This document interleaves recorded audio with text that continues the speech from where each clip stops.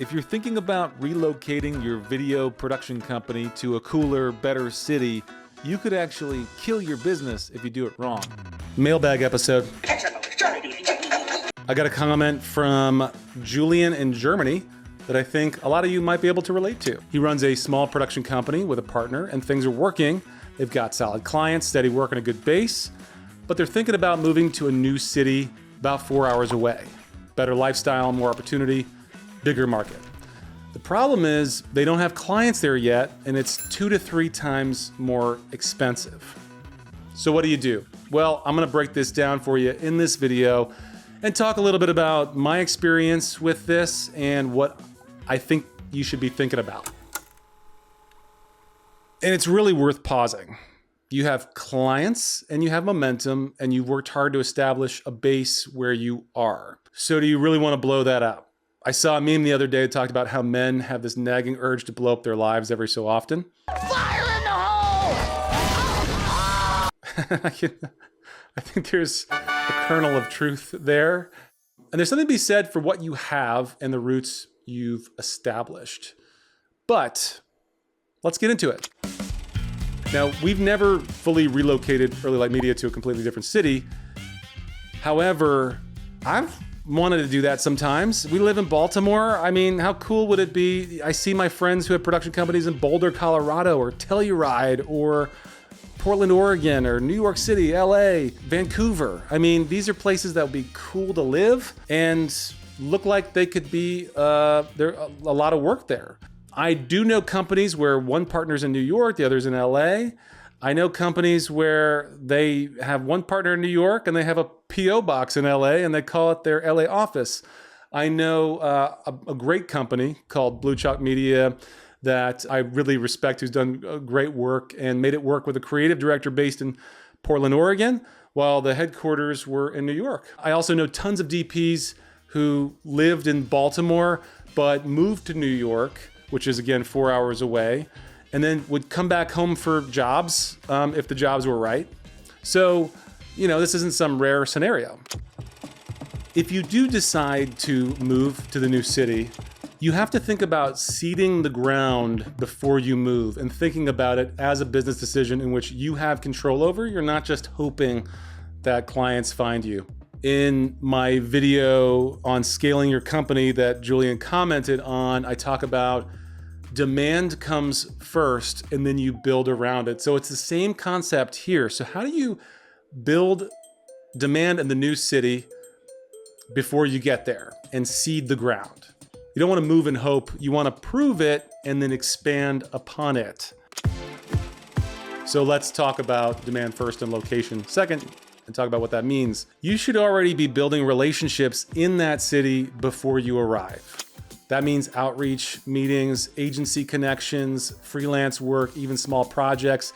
See who you know in that city. Do you have friends that moved there after college? Do you have anybody in the industry that you know that you can get a foot in the door with? Can you start connecting with people on social media that work in that city? Try LinkedIn, it's pretty hot these days. You're not trying to win the market yet. You're gonna have to do some grassroots work to ensure success. That's your first step. Let's talk about using expansion as a marketing tool. So you have a partner in one city, you're thinking about being the tip of the spear, moving to the other city. The way that I think about this in my marketing brain is relocation sounds kind of iffy, unstable, like will it work? But expansion, that shift changes everything. That signals we're growing, there's momentum, there's demand, so much demand, we're exploding into new territory. And new clients see that and think that you're relevant. So use that. Use the fact that you're expanding, if you've decided to do this, in all of your marketing blasts, in your email blasts, in your social media. Tell people that you're growing. You know, it doesn't matter if you're not actually growing, but you are. I mean, you're not lying, you're expanding, right? And then just like in my scaling video, I talk about knowing your survival number. It's all about having a margin of safety. My dad always told me something growing up that I never forgot, which is don't leave a job unless you have another one lined up. You don't necessarily have to have a contract or a project lined up in the new city, but you want to make sure the ground is seeded. You've done a little marketing research, talked to creatives in the area, and you've got 6 to 12 months of money that you could live off of if you have to. Now, 12 months is pretty conservative. 6 months, I would say, is definite. It takes time to get business in a new area, but I think it's about 6 to 12 months to get going. You'll get something. I mean, you'll get, whether you're just a PA on a set making a freelance rate, or you actually get a project from a company, you'll get something. So you're not going to go zero, but you do want that margin of safety. You want to know that you can handle your bills, right? Cash is going to be your best friend in a big life transition moment like this. Now, if you're single, you got no kids, you know, maybe you live off ramen, live on somebody's couch in a crappy neighborhood. Do you, man? But for me, I got 4, and I gotta know my numbers and what I need to make. And that also helps to motivate me to figure out what my sales are and what my goal is each month. So take all the lessons from that scaling video I did and apply them to this as well, because it's really the same thing. You got to know your survival number, and then you got to meet your monthly or at least quarterly goals in order to know whether it's working. But you also have to give it time. That's why you need that cash in the bank, because you're not just going to land there and suddenly have a windfall of cash. Now, here's where it gets a little nuanced. I think in your case, you have a partner. So one partner can be moving, you know, like I said, tip of the spear to the new city. Other partner is working here. I think that's definitely helpful because you're not by yourself here. And sometimes that works. But I would say you want to think about your partner in this too. They're sacrificing a lot to keep the business going so that you can try to get this off the ground, and you want to make sure that they're really okay with doing this.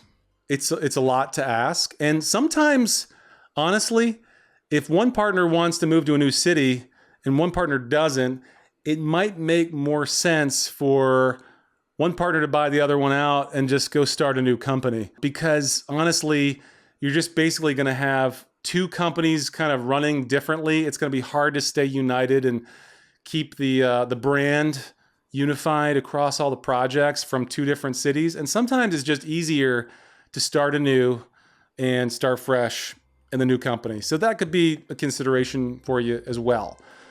But again, I've known companies where one partner worked in New York, one partner worked in LA, and it worked just fine for them.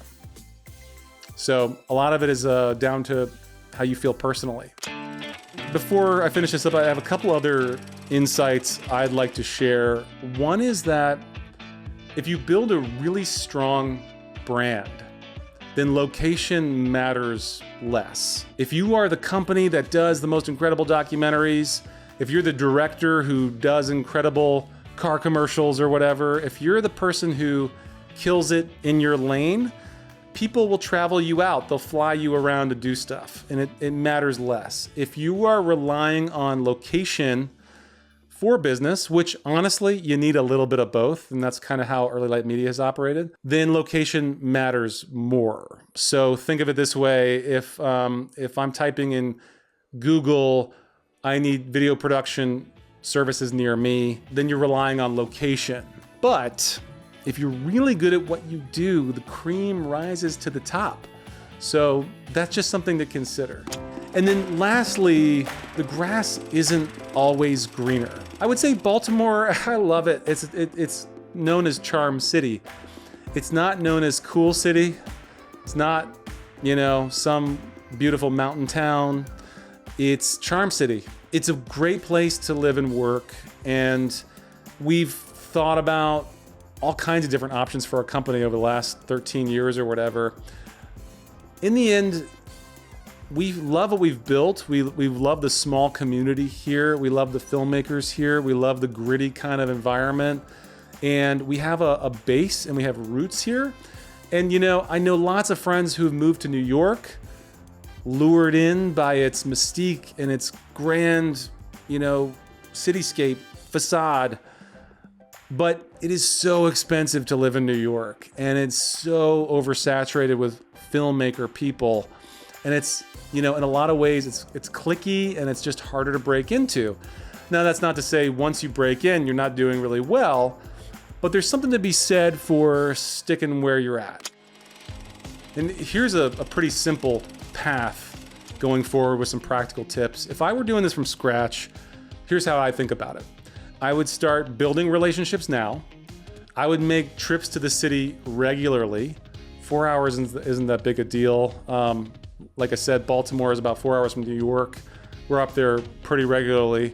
Reach out to agencies, creatives, and producers. Try to land a few small wins, and then later they could turn into bigger ones.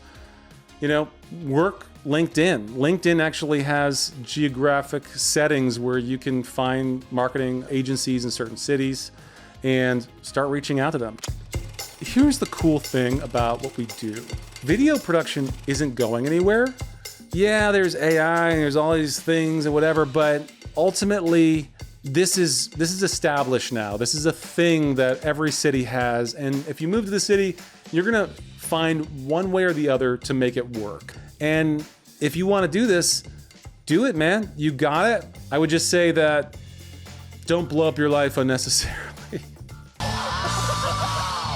I'm curious how many of you are thinking about this right now. Have you thought about expanding into a new city, or just relocating your entire company? Or maybe you had a spouse move and you were forced to move to a new city, or just feeling stuck where you are. Let me know in the comments and maybe how you've attacked it. Take care.